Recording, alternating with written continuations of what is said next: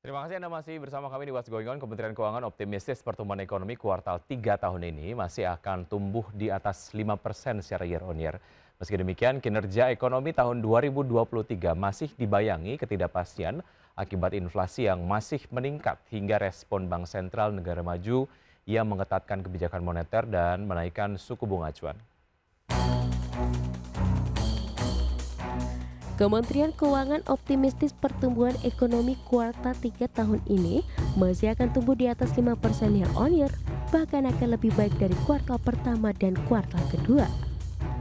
Dengan kondisi ekonomi yang masih solid, pertumbuhan ekonomi sepanjang tahun 2022 diprediksi akan mampu mencapai 5,2%, akan menjadi naik tipis pada 2023 sebesar 5,3%. Meski demikian, Menteri Keuangan Sri Mulyani memprediksi kinerja ekonomi tahun 2023 masih dibayangi ketidakpastian, mulai dari inflasi yang masih meningkat hingga respon berbagai bank sentral negara maju yang mengetatkan kebijakan moneter dan menaikkan suku bunga acuannya demi menahan laju inflasi. Bahkan rambatan dari kebijakan moneter oleh bank sentral global diyakini memberikan pengaruh pada ekonomi domestik, khususnya sisi ekspor.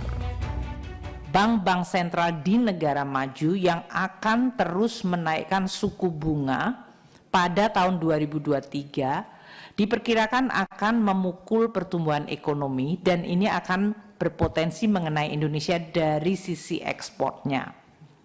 Dan itu tentu saja tadi ekspor kita yang bisa tumbuh di atas 30% mungkin bukan menjadi baseline yang akan terus-menerus terjadi. Sri Mulyani meminta semua pihak untuk waspada dan berhati-hati karena sisi konsumsi juga diproyeksi akan terkena dampak pelemahan ekonomi akibat kenaikan harga energi dan pangan. Dari Jakarta, Tim Liputan IDX Channel.